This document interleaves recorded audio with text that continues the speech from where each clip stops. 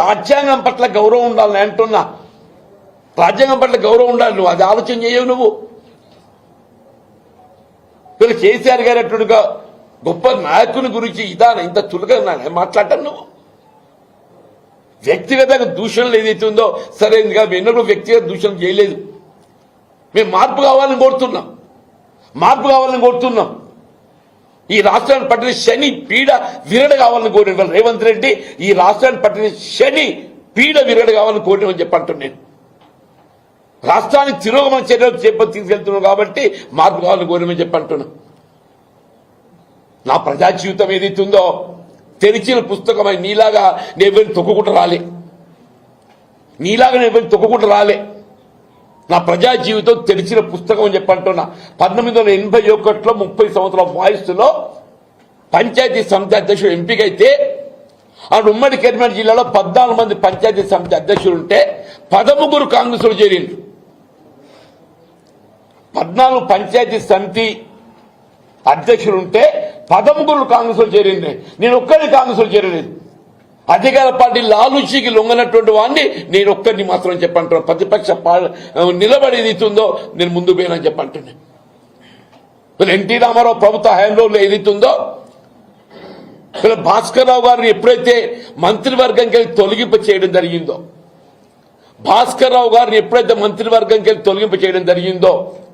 నేను ఆనాడు ఏదైతుందో నా మంత్రి పదవి నేను రాజీనామా చేసిన.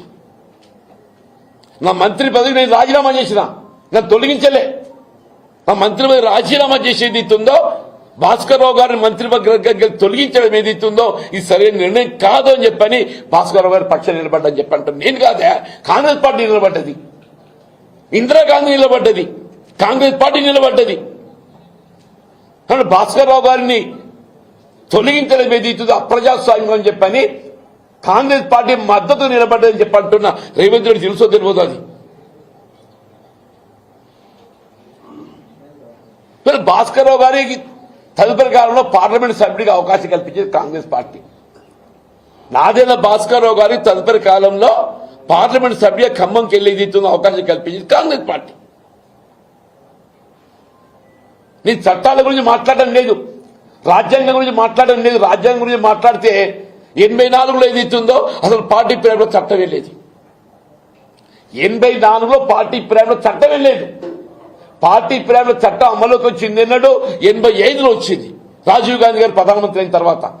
అయినప్పటికీ ఏదైతుందో అక్కడ ఉమ్మడి ఆంధ్రప్రదేశ్ శాసనసభ రద్దయిన తర్వాత నవంబర్ 1984 ఉమ్మడి ఆంధ్రప్రదేశ్ శాసనసభ రద్దయింది. ఇది రద్దయిన తర్వాత డిసెంబర్లో ఏదైతుందో పార్లమెంట్ ఎన్నికలు వస్తే పెద్ద చొక్కారావు గారు పార్లమెంట్ సభ్యుడిగా కాంగ్రెస్ పార్టీ అభ్యర్థి పోటీ చేస్తే ఏదైతుందో మేమందరం కాంగ్రెస్ పార్టీ మద్దతు తెలిపని చెప్పంటాం. నీలాగా అప్రజాస్వామికంగా రాజ్యాంగ నిబంధనలు ఉల్లంఘించి కాదు, రాజ్యాంగం పట్ల గౌరవం ఉన్నటువంటి ఒక నిబద్ధత గల నాయకుడిగా మా ప్రజా జీవితం కొనసాగిందని చెప్పంటున్నా. మేము ఆనాడైనా ఈనాడైనా ఎన్నడైనా రాజ్యాంగ నిబంధన కట్టుబడి మా ప్రయాణం కొనసాగిందని చెప్పంటున్నా. 2014లో నేను ఒకే ఒక్క శాసన తప్పినాయా. మొత్తం 3 ఉమ్మడి జిల్లాలలో కరీంనగర్, నిజామాబాద్, ఆదిలాబాద్ ఉమ్మడి జిల్లాలలో ఎంపికైన ఒక సభ్యుడు విఠల్ రెడ్డి గారు బీఆర్ఎస్ లో చేరితే నేను ఒకే ఒక్కరిని మిగిలినని చెప్పంటున్నాను. 2019లో శాసన మండలి సభ్యుడికి ఎంపికైనాడు ఏదైతుందో అసలు పార్టీ పేరు చట్టమే అడ్డం కాదు, నేను ఏకైక సభ్యుడి కాబట్టి. అయినా కానీ ఒక నిబద్ధత గల నాయకుడిగా నేను ఎంపీ కావడం తోడ్పడ్డది కాంగ్రెస్ పార్టీ కాబట్టి అని నేను శాసన మండలిలో నేను ఉంటే పోరాటం చేసిన అని చెప్పంటాను. ఇవాళ ఏదైతుందో నేను 4 దశాబ్దాలు కాంగ్రెస్ పార్టీ బలోపేతం కోసం ప్రయత్నం చేసి పోరాటం చేస్తే ఇవాళ నేనే నా కార్యకర్త నా గురించి మాట్లాడతాడా. నేను 4 మున్సిపల్ చైర్మన్ కావడం తోడ్పడ్డా. మీరందరూ సజీవ సాక్షులు. ఇలా జగిత్యాల మున్సిపల్ 4 మున్సిపల్ చైర్మన్లు అయినా 4 మున్సిపల్ చైర్మన్ కావడానికి తోడ్పడ్డని చెప్పంటున్నా. ఒక 10 మంది జడ్పీటీసీలు ఎంపీపీలు అయిందని చెప్పంటున్నా. ఒక 100 మంది మున్సిపల్ కౌన్సిలర్స్ అయిందని చెప్పంటున్నా. ఒక 100 మంది ఎంపీటీసీలు అయిందని చెప్పంటున్నా. నేను మొత్తం తెలంగాణ రాష్ట్రంలో అంటే నేను తోడ్పడ్డా.